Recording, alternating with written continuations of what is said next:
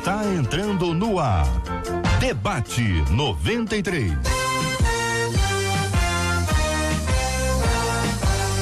Realização 93 FM. Um oferecimento Pleno News. Notícias de verdade. Apresentação J.R. Vargas. Alô, meu irmão. Alô, minha irmã. Aqui fala J.R. Vargas. Estamos de volta, começando aqui mais uma super edição do nosso Debate 93 de hoje, nesta segunda-feira, minha gente, segunda, dia 10 de junho de 2019. Vale com o Debate 93. 2461-0093. E-mail debate@radio93.com.br. Facebook Rádio 93 FM. Site www.radio93.com.br. Muito bom dia para você que já acompanha a gente aqui no Facebook da 93 FM. Alô, pessoal do Face, bom dia. Deus abençoe. Que bom ter vocês com a gente aqui na transmissão da nossa live aqui, a nossa live de abertura, o nosso vídeo de abertura aqui no Facebook da 93 FM, Facebook Rádio 93 FM. Você procura a gente, vai encontrar e você vai conhecer aqui o nosso estúdio, os nossos debatedores e a nossa equipe do Debate 93. Ô, Marcela Bastos, muito bom dia, Marcela. Bom dia, JR, nossos debatedores, nossos ouvintes, com tchauzinho pro Fez, que o Fez tem que dar tchau, né, gente? Ô, Marcela, é o seguinte, você é uma mulher observadora ou tem coisas assim que você não costuma observar muito bem? Depende. É. Não sei o que você vai perguntar. Foi muito amplo, né? Ué, depende. Pergunta que eu faço à produtora do Debate 93. O reverendo Júnior senta, a maioria das vezes que ele senta ali. Senta.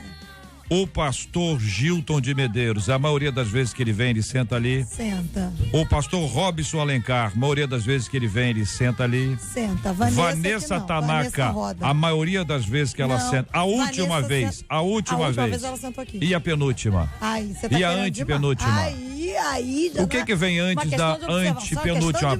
Pastor Robson, o que vem antes da antepenúltima? Qual é a expressão que a gente usa? O Gilton, lembra, Gilton? Pastor Gilton, que é jornalista. Pode deixar o microfone. O Júnior Serra, professor de história, lembra alguma coisa? Será que tem? Antes da antepenúltima. Antes da antepenúltima, tá bom, então vamos ficar com essa aí. Marcelo, então vou pedir a você que oriente aí. Você quer na que sequência, na sequência, porque esse negócio de ficar no mesmo lugar, não tem lugar fixo nessa mesa aqui não, minha gente, entendeu? E a pessoa quando senta no mesmo lugar, ela fica ali meio que segura demais. Essa insegurança aqui é boa, ajuda o ouvinte. Marcela, e a Midian, falou alguma coisa? Não, a Midian tá num processo criativo mas você longo. Tem falado com ela? Você tem conversado ou não? Hoje eu estarei com ela. Hoje estará com ela. Hoje ela estará aqui? Hoje ela estará aqui. Então nós já vamos deixar preparado o estúdio. Não, perguntar não. Deixar o estúdio preparado para gravar. Ela conseguiu. Não deu tempo ainda? Não sei. Vou voltar pro seu pé, hein? Agora tá na sua conta. Eu parei de implicar com você para implicar com a Midian Lima. Entendeu? Agora tá na sua mão. Se você não resolver o negócio com ela, eu volto a implicar com você. Tá combinado assim ou não? Entendi. Quer falar alguma coisa pros ouvintes ainda ou não? 968038319 é o WhatsApp. Você vai mandar pra gente o aniversário do seu pastor e o da sua pastora. Hoje e ontem, domingo. Também manda pra gente o aniversário da sua igreja, também de hoje e de ontem, e aniversário da sua cidade, também de hoje e de ontem, tá bom, Jota? Sabe quem tá assistindo a gente aqui no Face, entrou agorinha aqui? Quem? Roberto Vidal. Vidal, que isso, hein? Tá fino, não tá, o Vidal? Olha, o Vidal, ele está assim. Olha aí, demorou a falar. Demorou a falar. Não, eu quero dizer pro Vidal que ele está de parabéns, gente, eu tô falando sério. O Vidal, ele está assim regradíssimo. Um beijo, Vidal. Beijo, Agnes. Ele chega aqui pra fazer o programa dele. A gente brinca, ele fala que ele mas passa tem que chegar aqui mesmo, não tem que chegar aqui? Deixa eu terminar de falar. Ele chega aqui pra fazer o programa dele, acompanhado da frutinha, de água, coisas que ele não fazia, mesmo, né? A frutinha. Tô te dando parabéns, hein? Não é da rádio. Você não sabe como é que é o almoço dele. O almoço dele ele é um obreiro. A Agnes tá junto, se é que você me entende, ele é um obreiro da Seara Santa. Muito bem, são 11h10 aqui na 93 FM. Muito obrigado, ouvinte amado, pela sua companhia. Estamos juntos no Debate 93. Tema 01 do programa de hoje. Sempre ouvimos de pregadores e em canções que Deus tem vitória para nós. É um tal de receber daqui, receber de lá, mas afinal Deus tem sempre vitória para nós? Como podemos identificar essas vitórias? Porque alguns dizem que as vitórias estão presas, ou aprender a vitória, e precisam ser liberadas. Por quais razões uma vitória fica retida, hein, minha gente? Aliás, o que fazer para que elas não demorem a ser liberadas? E se elas nunca chegarem, como lidar com a frustração? Eu quero ouvir a sua opinião, a sua palavra, pastor Gilton de Medeiros, já localizado num outro espaço físico aqui no seu lote aqui no Debate 93. Muito obrigado, JR, pela oportunidade de viver uma nova experiência. É isso aí, meu irmão. Bom dia, ouvintes, bom dia, debatedores, bom dia, amigos da 93. É uma alegria e um prazer estar aqui de volta, participando com os irmãos desse debate mais uma vez.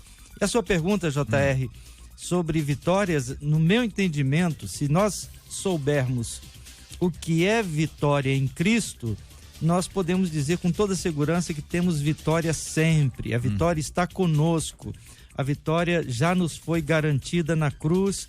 Temos a vitória e só precisamos ter como nos apossar dela, crendo no Senhor Jesus e o recebendo como Senhor das nossas vidas. Muito bom dia, pastor Robson Alencar, ouvindo também a sua opinião sobre esse assunto no Debate 93, pastor.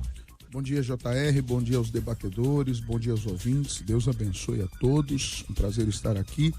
E me tiraram primeiro da minha cadeira cativa, que não tem mais cativo. Tava pegado. Eu tava assim, meio com sentimento com aquele lugar, mas só Deus para me libertar.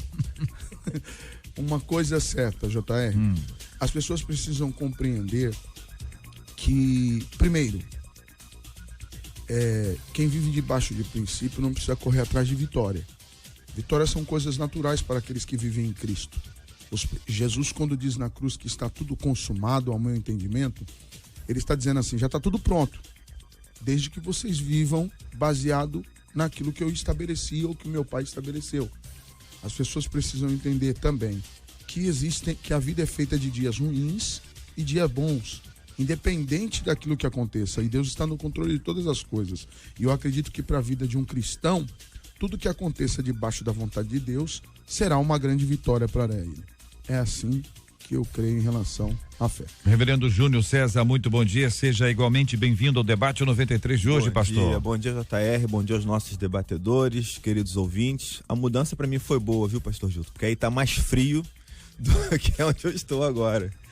Bom, JR, é muito bom poder abordar esse assunto, que é um assunto bem atual. Porque, na realidade, eu acredito que nós somos a comunidade da inversão. A comunidade cristã é a comunidade da inversão. E a gente, às vezes, esquece disso. Por quê? Porque a gente pensa muito no leão e não quer ser tão parecido com o cordeiro. A gente quer ser grande, mas não quer ser como o menor. A gente quer ser o primeiro, mas não quer ser o último, sabe? Quer ser conhecido como uma grande pessoa no reino de Deus, mas não quer servir, mas não quer a pequenez. E assim, a palavra de Deus, o evangelho do reino, é o evangelho que faz essa inversão, né? É o evangelho que nos leva para o caminho da humildade e às vezes da humilhação.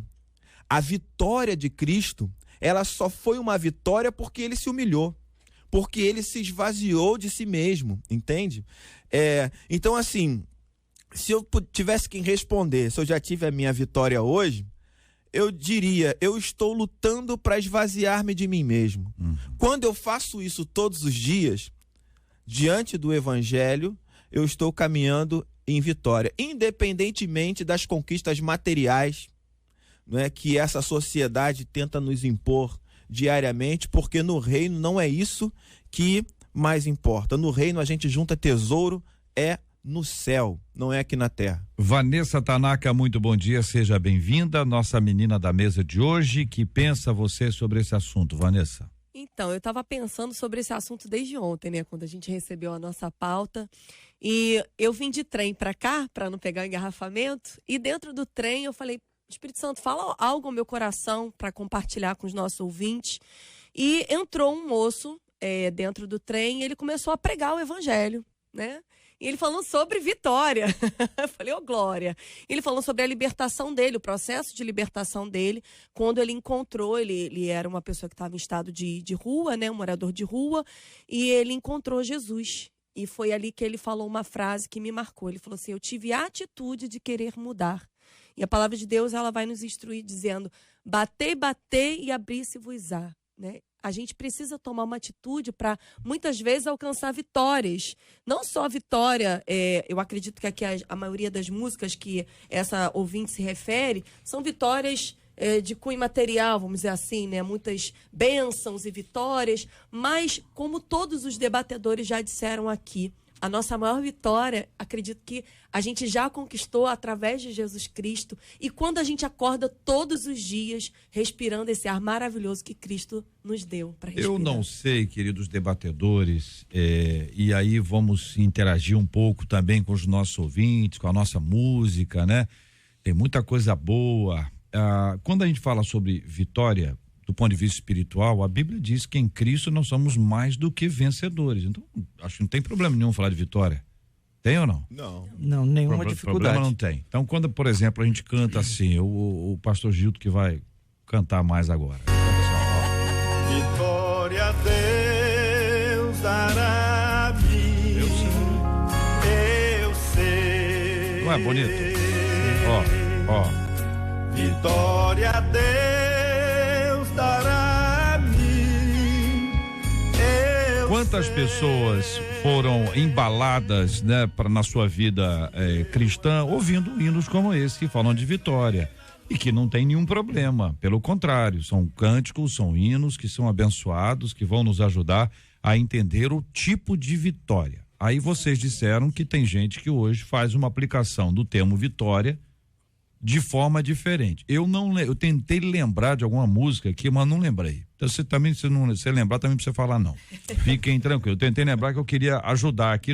Uma música que fala sobre carro, uma música que fala sobre casa. Nem falar. Eu já vi assim, que faz cura, que tem libertação, entendeu? Algumas coisas assim que são mais amplas, assim, menos materiais. Essa interpretação equivocada de vitória, que vocês estão dizendo que isso é inconveniente, que não faz bem à nossa fé? Os quatro. JR, as coisas precisam ser pontuadas no contexto em que nós estamos trabalhando. No contexto amplo, no contexto geral, a vitória, como já dissemos aqui, é aquela que o Senhor obteve na cruz. A vitória é a vida cristã vivida na dependência de Deus. A vitória é entender que você ora 3 vezes pedindo que o Senhor retire o espinho da carne. O Senhor diz assim, olha, a minha graça te basta. Então, vitória está em perceber que Deus está nesse negócio, está concedendo um sofrimento ou uma aflição, mas que é necessária, mas que faz parte do processo. Então, é preciso contextualizar. Agora, não podemos deixar de entender também que no dia a dia da vivência, nós nos deparamos com dificuldades pessoais, com limitações pessoais, com conflitos nos relacionamentos, com fracassos pessoais. E quando nós, impulsionados pela fé em Jesus, com a esperança que Ele coloca em nosso coração, conseguimos superar esses obstáculos do dia a dia, nós também dizemos, fomos vitoriosos. Então, no contexto dessa caminhada do dia a dia, nós podemos dizer que a cura de uma enfermidade, que superar um obstáculo, por exemplo, acadêmico, uma formatura, um vestibular que se passa, são vitórias que são conquistadas e também são legítimas e cabem na fé cristã. É interessante, JR, que quando a gente lê esse texto, né, em todas as coisas, porém, somos mais que vencedores, a gente esquece que Paulo está falando isso num contexto desfavorável, sabe? Ele está num contexto socialmente, religiosamente desfavorável, e ele está dizendo que naquela situação, em todas as coisas, ele é mais que vencedor. Então, digamos que, pela ideia que se tem de vitória hoje, né? Paulo não poderia nunca ter dito que era vencedor.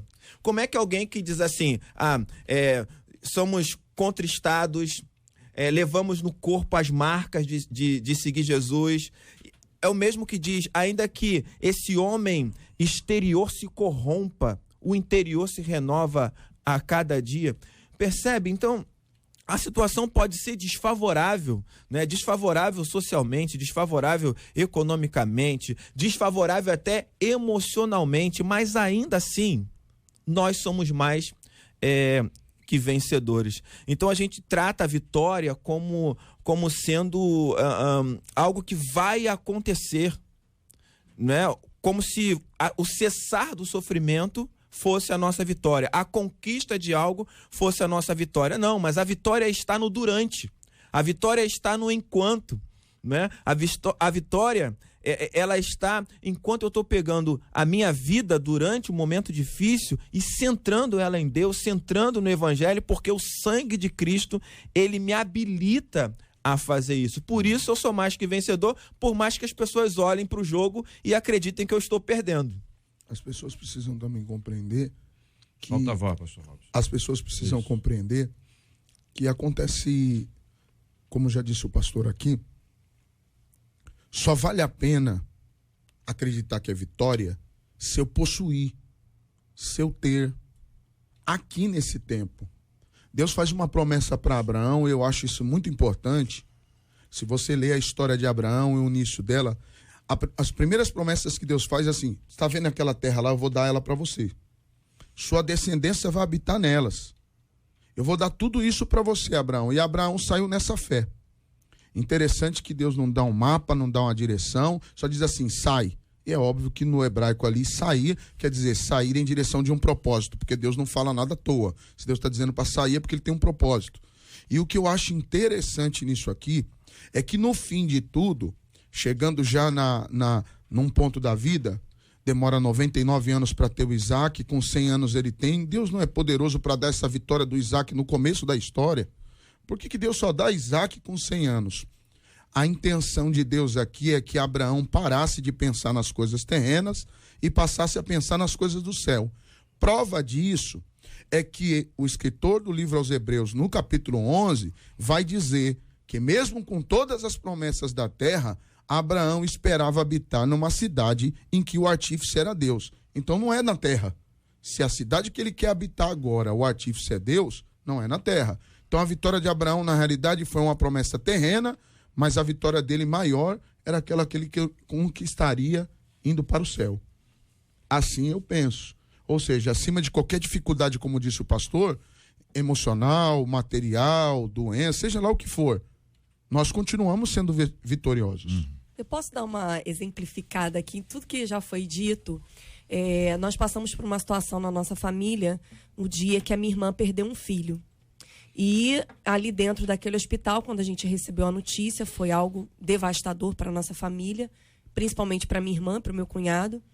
E ali naquele momento, a gente orou por 16 dias, clamamos aos céus para que Deus curasse o meu sobrinho, que teve uma gripe suína, e oramos ali desesperadamente, subimos monte, oramos, gritamos, berramos, aquela coisa toda. E aí? E a irmã pergunta aqui, e se a vitória não chega, a gente se frustra? Depende do que você acredita como vitória. Né? Quando naquele momento de tristeza que a gente estava passando ali, a gente se olhou e eu perguntei para minha irmã, eu falei, Cris, e agora? Ela falou assim, nós já somos vitoriosos. Né? É a maneira com que você enxerga. Ela estava ali devastada, triste, emocionalmente, fisicamente, por tudo que nós passamos, mas ainda assim nós conseguimos enxergar que o Lucas tinha sido curado por completo naquele momento. Então, eu acredito que muitas vezes é a maneira como você enxerga a vida, como você enxerga o que está acontecendo ao teu redor. É bom lembrar que a gente normalmente enxerga, por exemplo, eu tenho esse óculos aqui, e eu uso óculos há alguns anos, entendeu? Então, eu vejo a vida melhor através da lente dos meus óculos, ou do meu óculos, né? Quando a gente enxerga a vida a partir das escrituras, a gente vai enxergar as coisas melhores. O problema é quando a gente não enxerga a luz das escrituras. Aí você tem várias opções. Você tem um inimigo que está lá mandando ver, você tem a sua carne que fala muito, e você tem uma confusão teológica que é uma coisa, esse negócio de só vitória. É bom falar, eu prefiro falar só vitória do que só derrota. Hein? Vocês quatro, fala aí, vocês também não. Então, só que a gente sabe que a vida é feita de lutas, e lutas precedem vitórias. E algumas derrotas são importantes para nos fazer vitoriosos. Em qualquer área, em qualquer lugar, o nosso condicionamento espiritual melhora à medida que a gente aprende a lidar também com os momentos ruins, percalços, que olha, quantos deles, quando nós passamos, olhamos para trás e falamos assim, aquilo não foi nada, aquilo foi uma brincadeira, passou rápido, graças a Deus, Deus me deu a vitória de superar uma derrota, é uma vitória. Agora o ouvinte diz que tem gente dizendo que tem vitória que está presa. Eu não sei como é que solta essa vitória aqui. Como é que funciona essa história de vitória presa? Olha, você tem uma vitória, mas a sua vitória está presa e ela precisa ser liberada. Eu não sei qual é o argumento que se usa para dizer que está presa, também não sei qual é o argumento que se usa para dizer que como vai liberar. Eu posso imaginar, mas eu não quero expor aqui essa opinião antes de ouvir a fala dos queridos aqui, que eventualmente vocês têm uma contribuição para nos dar sobre esse tema. Microfones abertos. Será que tem alguma coisa amarrada? Deus amarra, Deus nos dá?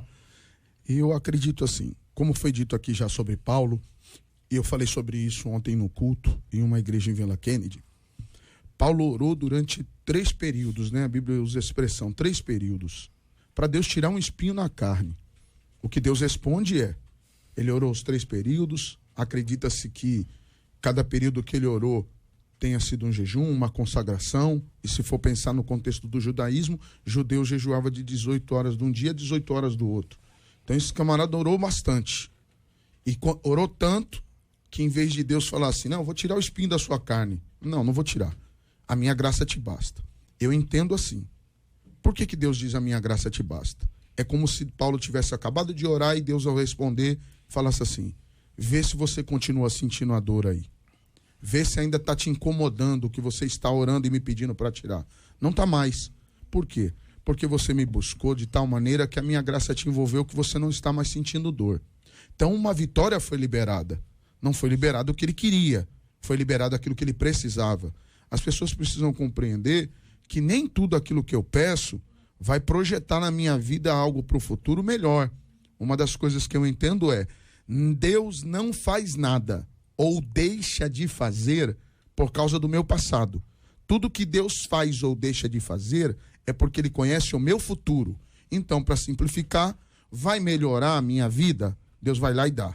Eu vou me tornar mais fiel? Eu acredito que Deus vai lá e faz. Deus vai viver melhor? Então, Deus, não, eu posso entregar agora. Então, liberar ou não, acho que a palavra não é assim algo que está amarrado. Eu tenho que estar pronto. Aí Deus vai lá, agora sim, toma, vai te melhorar. Eu penso assim. Eu tenho dificuldade com essas expressões, né? Vitória presa e por aí vai. Mas assim, eu tô lembrando de uma música que diz, eu tenho em mim um canto de vitória que foi escrito por Jesus na cruz. Um canto lindo que mudou a história e que ao mundo em trevas trouxe luz. A minha vitória, se eu tiver que usar a expressão, a vitória está presa, eu diria que, na realidade, eu não estou cumprindo o propósito no qual eu fui chamado. Eu fui chamado para ser Jesus, ou seja, eu tenho que sumir para Jesus aparecer. Convém que ele cresça e que eu diminua. Jesus, a vitória dele foi caminhar até a cruz com todo o sofrimento, né, até emocional que ele tinha, foi suportar cada cravo, foi derramar o seu sangue, foi ser transpassado. A vitória dele foi essa. E a minha vitória é fazer o mesmo. A minha vitória é diariamente negar a mim mesmo, diariamente tomar a minha cruz e caminhar para que ele cresça e que eu diminua. Né? A vitória ela está presa, travada, porque eu cismo em fazer aquilo que eu quero, eu cismo em tomar as rédeas da minha vida. Né? Porque a minha vitória ela não está atrelada a coisas materiais, porque tudo é de Deus. As minhas filhas são de Deus, os meus netos são de Deus, as coisas materiais que eu tenho são de Deus, nada é meu. Tudo aquilo que eu estou pedindo para que aconteça, na realidade é Deus permitindo que eu usufrua, entende? Tudo é dele. A minha vitória é ser exatamente quem ele quer que eu seja. Me parece também, JR, que quando se trabalha com esses conceitos de retenção, de vitória, de Deus estar com a mão retida, etc., há uma certa aplicação fora da época de alguns conceitos que eram presentes no Antigo Testamento. No Antigo Testamento a gente sabe que a relação de Israel com Deus era mediada de uma forma diferente do que acontece no Novo Testamento. Em Cristo, as práticas e a relação de Deus com Israel foi mudada. Aliás, passa a ser a relação de Deus com toda a humanidade. E essa ideia de Deus reter e Deus guardar e Deus é um conceito que foi presente no Antigo Testamento e que algumas pessoas estão trazendo para a prática da igreja cristã. É um conceito que ficou superado. E hoje trabalhar com esse conceito é tentar trazer a velha aliança, o velho pacto para dentro do novo pacto. E acredito, nesse sentido, há um grave erro teológico e, consequentemente, uma prática problemática na vida cristã e até levando sofrimento às pessoas que julgam que precisam descobrir como destravar essas bênçãos que Deus tem que dar, quem sabe contribuindo mais, quem sabe fazendo um sacrifício, quem sabe, então, fazendo coisas que não condizem com a prática da vida cristã. E a palavra de Deus, ela vai nos dizer lá em João 10:10, eu vim para que vocês tivessem vida e vida em abundância. Só que a gente também tem uma interpretação, às vezes equivocada, dessa vida plena, abundante, cheia de vitória, cheia de plenitude. E abundância pode ser abundância de alegria, de paz. Quando você acorda pela manhã, você pode estar com os teus problemas hoje, os teus boletos para pagar, mas mesmo assim você tem a paz que excede todo entendimento. Que paz é essa que excede todo entendimento? Você não entende. Eu tô bem, eu tô feliz, eu tô aqui, eu tenho os meus problemas para resolver, eu tenho as minhas situações, às vezes, causa na justiça, situação emocional, um filho que tá nas drogas, mas eu tenho a paz que excede o meu entendimento. Eu tenho uma paz que me traz equilíbrio, a paz que eu só encontro em Cristo Jesus. Isso é ter vitória. Olha, a gente quando analisa esse assunto, Vitória, e vocês todos aqui, os 4 expressaram ponto de vista doutrinário de suas igrejas. Você sabe que eu estava pensando aqui, pastor Robson, que houve um tempo em que assembleiano era assembleiano, batista era batista e presbiteriano era presbiteriano. Estou só citando os 3 porque as 3 igrejas estão aqui. Mas o que tem de batista, assembleiano, presbiteriano, presbiteriano, batista ou assembleiano, não é brincadeira. Essa confusão na cabeça das pessoas, as pessoas acham que é assim mesmo e tal, mas ela acaba tendo tanta influência teológica que não sabe que é teológica, que acha que é só uma prática, que não entendeu ainda a profundidade disso, e ela acaba assim, como uma colchinha de retalhos, meu querido ouvinte, que a gente faz, eu dizer que a gente faz coxa de retalho, quem sou eu para fazer coxa de retalho, não sei fazer absolutamente nada desse negócio, mas a gente vai misturando um monte de coisas, e essas coisas, elas chegam num momento da nossa vida em que a gente diz assim, cara, eu não sei mais, sabe quando o apóstolo Paulo falou assim, eu sei em quem tenho crido, a pessoa diz, eu não sei mais no que eu creio, e por conta dessa confusão, muita gente tem deixado de crer, porque tá confuso. Pega Tá o que confuso. me convém em Mas cada também uma tem das situações. muitas informações. Isso. A informação hoje está chegando muito rápido. Muito rápido. E todas as pessoas querem dar o seu ponto de vista. É. Na realidade, eu costumo dizer o seguinte: ponto de vista não vai salvar ninguém. Conceito doutrinário bíblico. Quem guia a minha vida é a Bíblia. Eu acredito muito numa teologia pessoal também, né? Como o senhor acabou de dizer, eu conheço muito assembleano dentro da nossa igreja, que hoje, eu vou usar essa expressão, ele é reformado. Eu quero deixar bem claro aqui que eu não Hermínio tem a sua teoria, Calvino tem a sua teoria, mas o que guia a minha vida é a Bíblia. É o que guiou os dois também. Assim, Entendeu? Aí um fica dizendo que o outro tem menos, entendeu? Pra daqui a pouco uma Assembleia não tá me atacando aqui no Twitter. Eu sei como é que é isso. Eu já conheço o meu povo, entendeu? Fica tranquilo. Se chama pelo seu nome. Então, JR, o que eu vou lhe dizer? Dentro desse contexto de tantas informações, como foi dito aqui, vitória liberada ou vitória presa, não existe vitória presa. Existe más atitudes. Existe má condução da vida. É como, eu vou deliberar dessa seguinte forma a palavra. É como se Cristo tivesse preparado o caminho. E nesse caminho tivesse todas as coisas que fossem necessárias para a sua vida. Se você seguir nesse caminho, tudo aquilo que você precisar para a sua vida, para ser salvo, para viver satisfeito, para viver em paz, com a paz que excede todo entendimento, você vai ter. Só que na grande maioria as pessoas não andam no caminho. Acabei de dizer aqui, quem não vive debaixo de princípio, não vai ter que viver correndo atrás de milagre, tá preso. Se você estivesse debaixo de um princípio, você nem ia pensar que estava nada preso. As coisas iam chegar no seu tempo, na sua hora e no momento. Vou dar só mais um exemplo para poder trazer isso de maneira clara. O irmão é da Assembleia de Deus, certo? O irmão. Ele não conhece a teologia assembleiana, mas ele acha que conhece um monte sobre todas as outras. Ele acaba misturando um monte de coisas na cabeça. O que eu estou querendo dizer e encorajar? Você é de uma igreja X? Está na igreja X aí, igreja boa, firmeza na palavra e tal. Estuda a doutrina da sua igreja.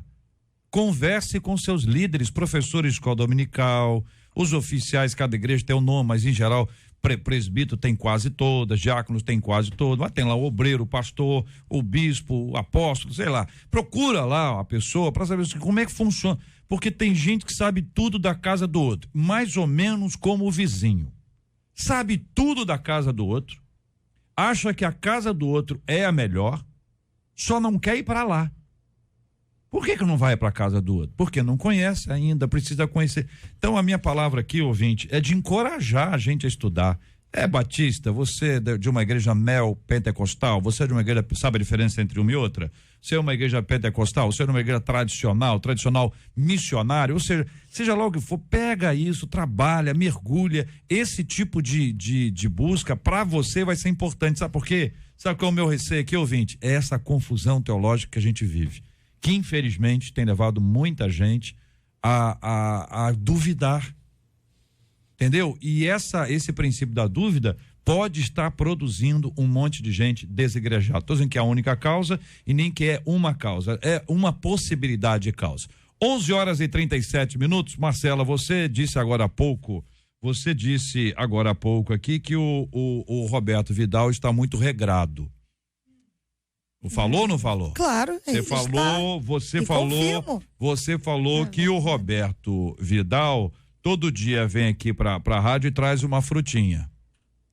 Onde você quer chegar? Não, tô querendo chegar que eu recebi uma informação que a frutinha dele é uma jaca. Não, que você tá insinuando aí que ele, o negócio dele é uma frutinha, a frutinha que ele come é uma jaca.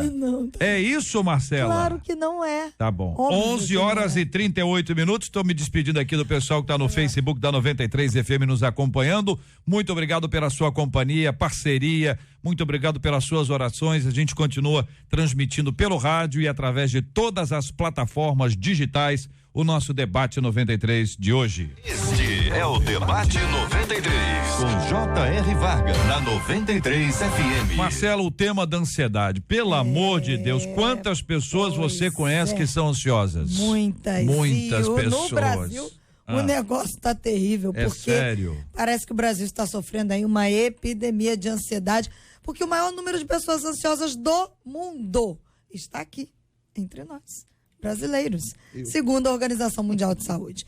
Os dados levantados pela OMS apontam aí que 18,6 milhões de brasileiros, é muito brasileiro. Isso daí 9,3% da população convivem com essa questão da ansiedade. E aí a gente pergunta, é normal viver ansioso? Como combater as emoções negativas que nos assolam assim em qualquer momento do dia e nos lançam sobre a ansiedade?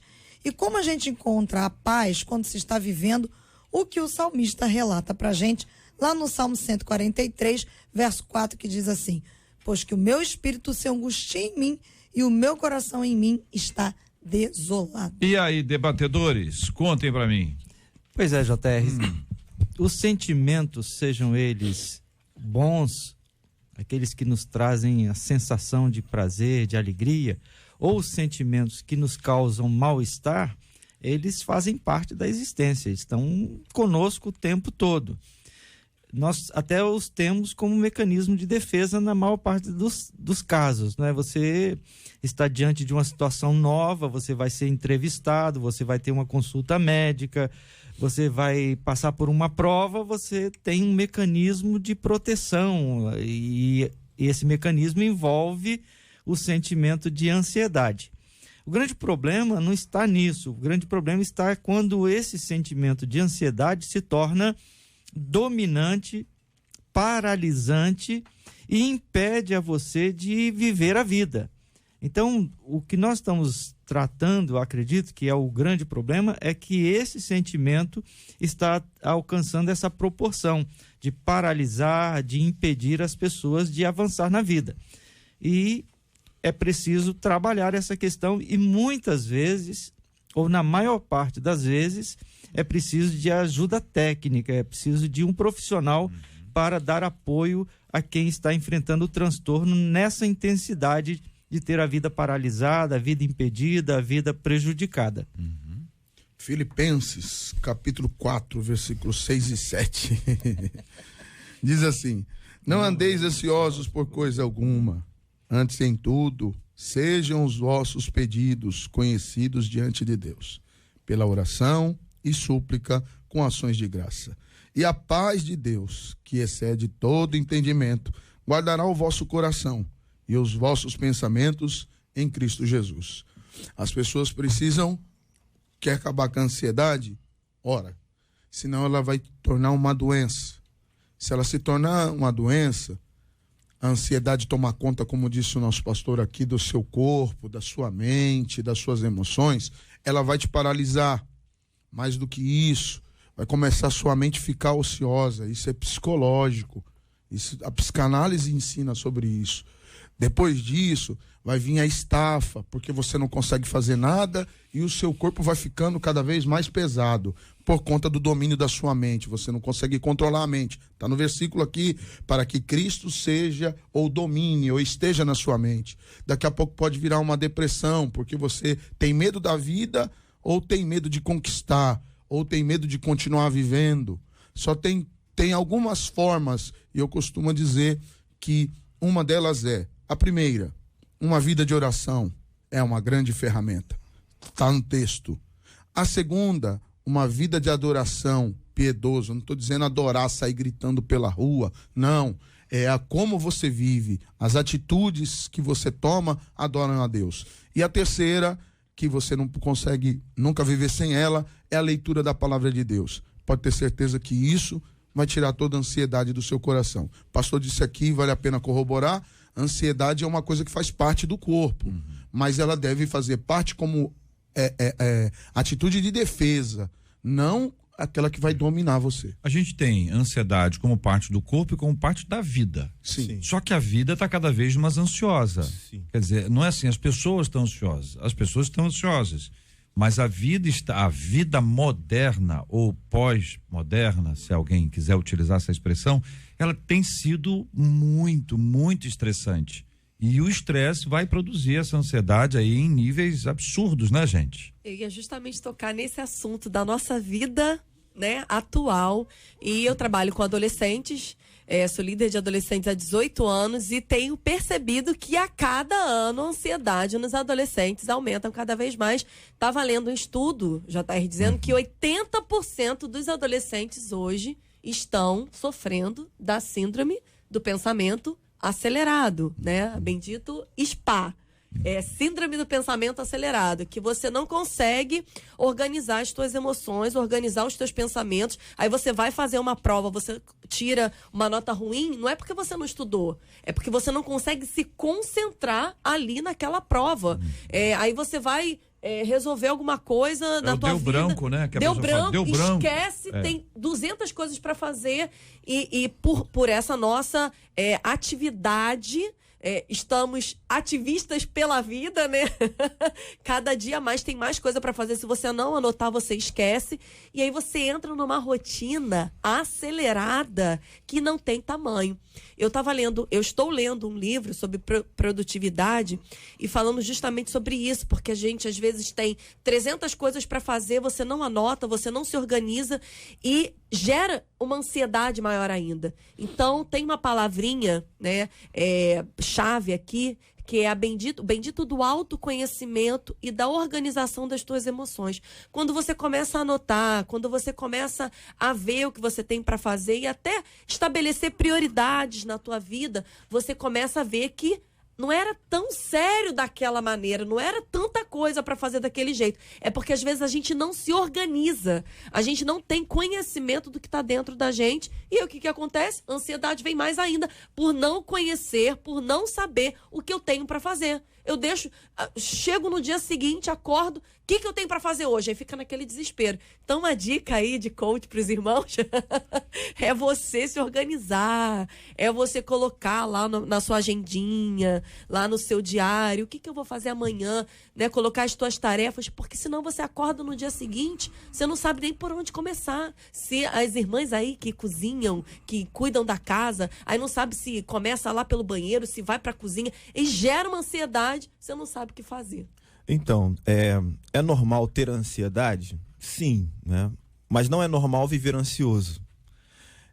Todos os sentimentos que nós temos, sendo considerados bons ou negativos, eles existem porque Deus nos fez seres humanos, né? Então a gente não pode negar esse sentimento. A gente não pode negar também que o mundo que a gente vive hoje é um mundo que contribui para a sua ansiedade. Se você vive num mundo de insegurança, você vai andar ansioso. Se você vive num mundo que tem dificuldade de emprego, que você tem que trabalhar muito para manter sua família, tudo isso vai contribuir para que você fique doente, para que o transtorno aconteça.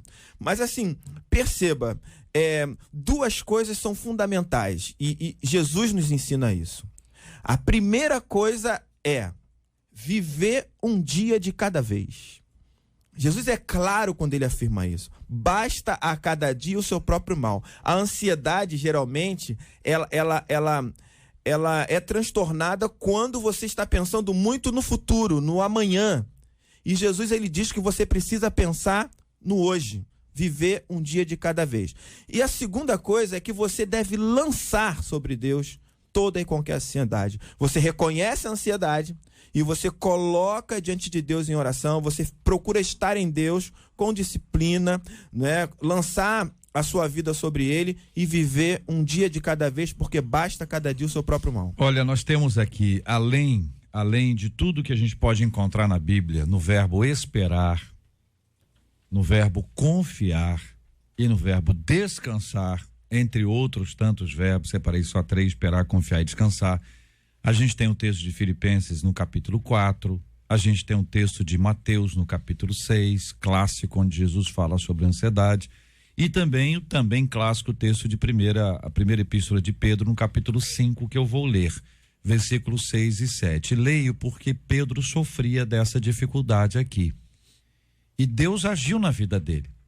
Deus tratou Pedro de uma forma especial. E Deus fala com Pedro e Pedro reproduz para nós, porque Deus fala conosco através dele. Humilhai-vos, portanto, sob a poderosa mão de Deus, para que ele, em tempo oportuno, vos exalte. O passo inicial é esse. Enquanto eu estou ansioso, eu estou no centro para resolver o problema, o assunto, seja o que for.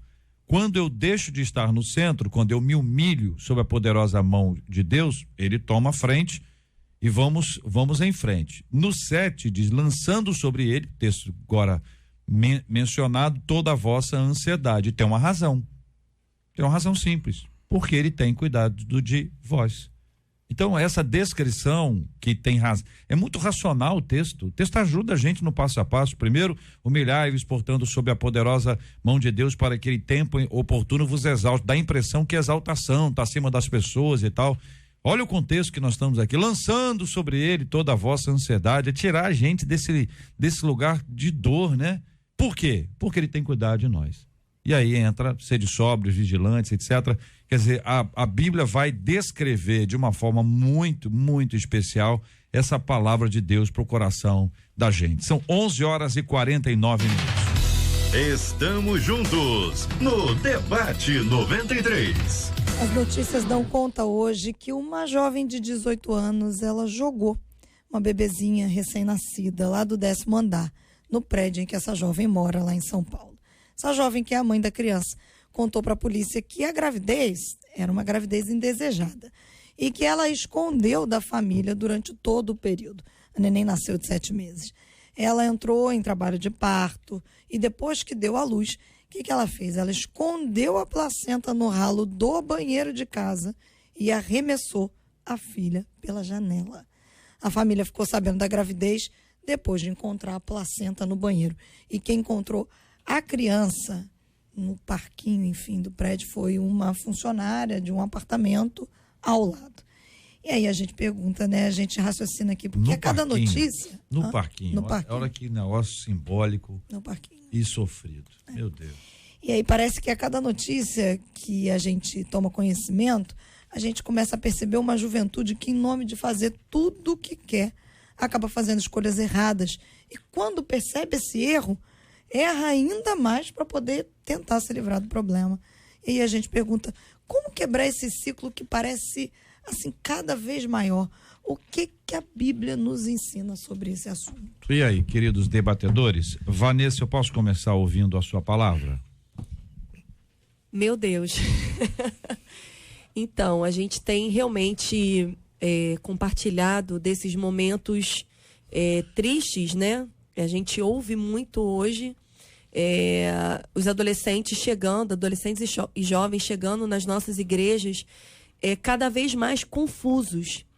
E Satanás, ele tem investido pesado nessa geração, né? Ele tem investido de uma maneira... Eu não acredito que essa jovem aqui, ela estava em sã consciência.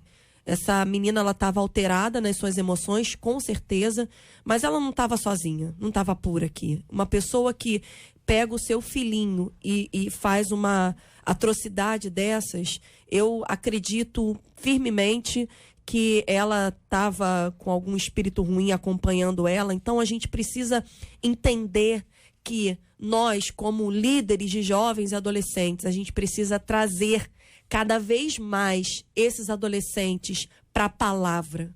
A palavra que transforma, a palavra que muda, a palavra que vai curar. E, JR, eu tenho muito certo na minha mente sobre as emoções, cura das emoções. Os nossos adolescentes, eles são filhos de pais que muitas vezes sofreram, estão paralisados também nas suas adolescências. Aí quando você encontra um pai dentro de casa, você não encontra um pai adulto, você encontra um adolescente. E aí é um adulto, adolescente, discutindo, encontrando um outro adolescente. E essa comunicação, ela tem sido cada vez mais degradada. Pai e mãe que não se entendem, pai e mãe que não conseguem compreender as mazelas que os seus filhos muitas vezes passam por ser adolescentes. Então a gente tem encontrado, sim, adolescentes e jovens emocionalmente degradados, devastados, e a gente precisa declarar e profetizar cura nas emoções dos nossos adolescentes, porque senão esse tipo de coisa vai continuar acontecendo. Uma outra questão que a gente não pode deixar de mencionar quando fala disso é que nós temos vivido nos últimos 50 anos num mundo em que diz que não devemos ter princípios, não devemos ter regras, num mundo em que coisas absolutas são rejeitadas e cada um deve fazer aquilo que é melhor para ser feliz. E no mundo sem regras, no mundo sem princípios, também não se tem limites. E quando não se tem limites, as consequências surgem também sem limites. Então nós temos os desajustes familiares, que a Vanessa acaba de mencionar, temos os desajustes pessoais e, como consequência disso, as tragédias. Esse caso é um caso das muitas tragédias que são perpetradas dia a dia e a gente fica já soterrado de tantas notícias semelhantes a esta. Por quê? Porque nós abrimos mão da ideia de que temos que ter princípios, temos que ter valores, temos que ter limites, temos que ter regras. Isso é antigo? Isso é conservador? Isso é libertador, isso é o que nós precisamos. Como foi dito aqui pela nossa irmã, eu costumo dizer em algumas palestras para jovens, agora mesmo eu saí de Imperatriz esse ano, 14 mil jovens. Pastor Raul Cavalcante, um amigo assembleano, nossa igreja, Imperatriz. Eu disse o seguinte: nós temos dificuldades com os jovens na igreja, como eu estou falando para um público na igreja, por conta de má educação. Não estou dizendo na forma de falar, na forma de agir, não é isso. O que eu quero dizer é o seguinte, como foi dito, é jovem constituindo família. Ou pelo menos fazendo crianças. Crianças gerando outras crianças. Se essa criança que está gerando uma nova criança não foi educado nem pelo pai e pela mãe, porque se ele tivesse uma boa educação e formação, ele teria temor e tremor para gerar uma nova criança, nós não estaríamos vivendo esse distúrbio emocional. Porque nessa idade ele não está preparado. Tem coisas que nem eu estou preparado. Eu falo para o Matheus, mais uma vez o Matheus, meu filho. O Matheus nem está aqui no estúdio, tadinho do Matheus. Hoje ele é paraquedista, vive a vida dele. Tá demais o Matheus. Não, o Matheus tá demais. Que isso? Terrível, tá pulando de avião todo dia ele manda foto. Eu falo assim, rapaz, não me manda foto dessas coisas que eu não sou preparado para isso. Assusta o pai. Aí eu falei pro Matheus o seguinte, como ele não está mais morando na minha residência, por conta de horário, exército, esse tipo de coisa, eu disse pro Matheus o seguinte: você não ouse me dar um neto antes de eu completar 50 anos. Aí ele falou assim, mas por quê, pai? Eu tô dizendo 50 anos, por causa de alguns motivos sobre você. Você tem casa? Não. Você tem um carro? Não. Você tem já um plano de saúde bem formado que possa acoplar a sua família? Não. Então você vai fazer família para quê? Para daqui a pouco você botar todo mundo dentro da minha casa? É isso que vai acontecer. Então o problema é que a nossa geração agora tá tão libertina, como já foi dito, que pode tudo, pode acontecer tudo. E dentro das igrejas, eu, como pastor, na Assembleia de Deus em Cordovil, cooperador do pastor Francisco José, digo sempre, nós precisamos ensinar essas coisas. Muito bem. Palavras claras, experiências pessoais compartilhadas. Eu agradeço o carinho dos nossos queridos debatedores. O seu rádio está no Debate 93.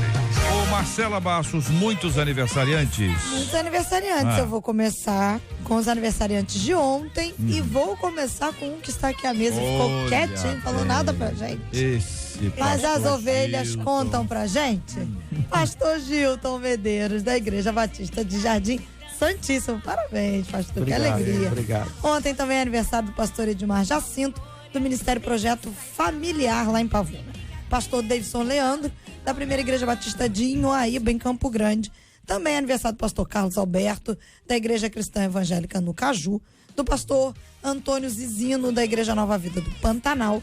Do pastor Márcio Lima, da Igreja Profética Redentor Vive. Também do pastor Itamar José, da Assembleia de Deus Central em Barra dos Cavaleiros. E do reverendo Davi Dias, da Igreja Presbiteriana do Alcântara. Isso ontem. Hoje é aniversário do pastor Carlos Alexandre Vargas, da Assembleia de Deus Ministério Graça. Hoje, a Assembleia de Deus Ministério de Caetés faz 60 anos. Olha aí. E a cidade de Sumidouro faz 129 anos. Sumidouro faz 129 anos. Um abraço. Ô, Marcela, não acabou não, você sabe que não. Eu imagino. Quem nasce em Sumidouro é o quê? O que sumiu? É o quê? O que sumiu? O que é isso, Marcela? Não sei, Eu também não sei, não. Então, eu tô pesquisando outra coisa, que eu achei muito interessante, porque a origem do nome, né? Sumidouro, vem porque as águas do rio Paquequer, que correm quase sempre na superfície, desaparecem de forma abrupta. No solo, desaparece no solo. Então, essa é a ideia de sumidouro. Mas aí eu procurei o que quer dizer paquequé. Porque se sumidouro todo mundo sabe. Já tá mais do que claro. Agora, a origem do nome do rio Paquequé. Alguém aqui desta mesa sabe? O pastor tá pesquisando aí no Google. Daqui a pouco chega, né? Paquequé quer dizer paca dormente. Vem da língua tupi. Paca quer dizer paca. Ó. Sabiam disso? Só que é paca com K. Paca com K quer dizer paca. Iquera quer dizer o que quera? Dormir. Então, pacaquera quer dizer paca dormente. Isso tem a ver com Sumidouro e os 129 anos dessa cidade queridíssima de Sumidouro. Ô, Marcela, o Vidal mandou um áudio aqui. Depois daquela história toda aí que você arrumou. Fui eu, né? Entendeu? Que você arrumou, Ele tá acompanhando a gente aí, enfim, e aí fica aquela história, né? Você falou que ele tem, come frutinha, e aí eu soube aqui que era uma jaca. E aí ele mandou um áudio aqui e é pra você. Pra mim? É pra você, você presta atenção. Duvido.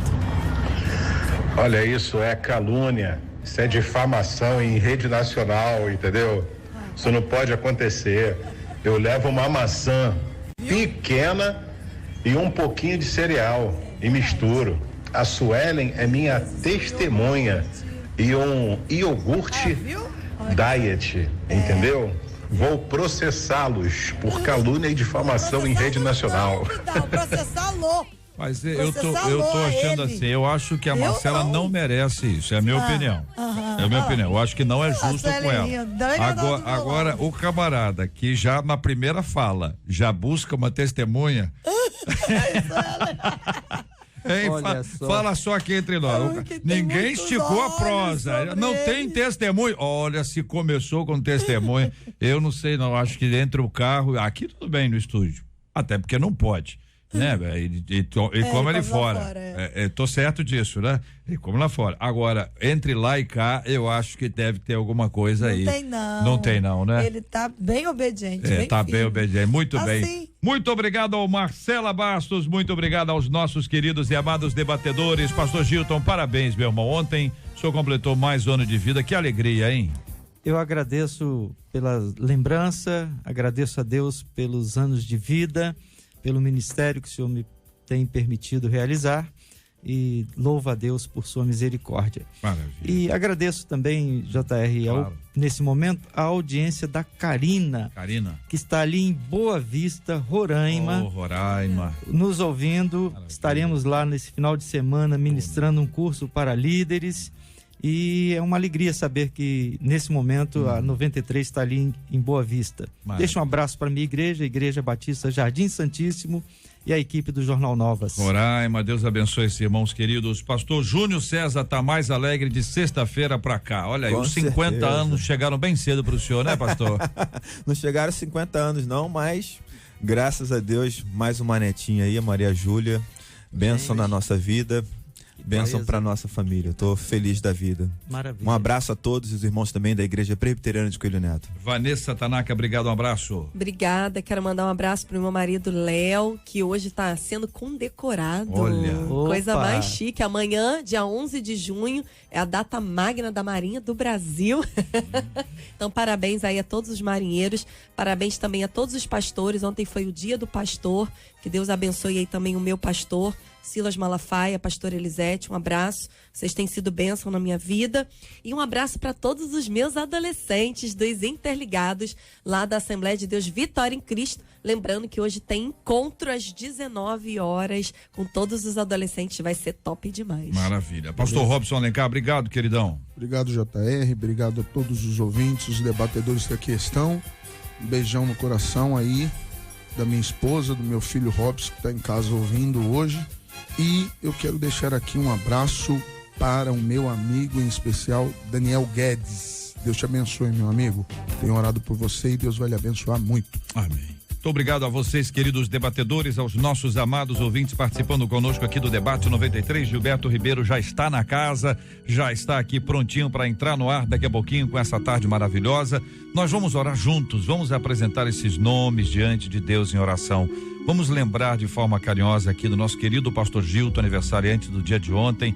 Que Deus continue a abençoar esse servo de Deus que tem contribuído muito aqui na 93 FM, no debate, com tantos temas diferentes ao longo desses anos, além de todas as outras áreas nas quais Deus tem dado a ele a oportunidade de servir. Nós vamos orar pelos temas apresentados, pelos aniversariantes, orando de forma especial pelo Rio, pelo Brasil, orando pela cura dos enfermos e consola os corações enlutados em nome de Jesus. Senhor, é um momento de alegria porque o Senhor tem concedido mais um ano de vida a tantos irmãos nossos, pastores, pessoas que têm se dedicado à tua obra. Eu agradeço pela vida do pastor Gilton, seu ministério, ó Pai, que tem sido tão edificante para nós. Pastor Edmar Jacinto, Davidson, Carlos Alberto, Antônio Zizino, Márcio Lima, Itamar José, Davi Dias, pastor Carlos Alexandre Vargas também. E, Senhor, as igrejas que completaram mais um ano de organização. Mas, Senhor, eu quero nesse momento colocar diante de Ti essa jovem de 18 anos que acabou assassinando o seu filho. Senhor, é um momento trágico e triste. Eu te peço que o Senhor dê a ela uma estrutura emocional, espiritual e também, ó Pai, uma família mais estruturada que a possa acolher e ajudar a lidar com todas essas questões que com certeza estão como uma tempestade dentro dela. Eu te peço, ó Pai, que o Senhor tenha misericórdia do nosso país, porque nós precisamos muito. Precisamos que as pessoas se amem mais, vivam em paz, sejam mais justas. Nós precisamos de políticos justos também, ó Pai. Precisamos de igrejas comprometidas com o reino, para que a transformação se estabeleça em nossa nação. Em nome de Jesus. Amém. Que Deus te abençoe. Você acabou de ouvir Debate 93.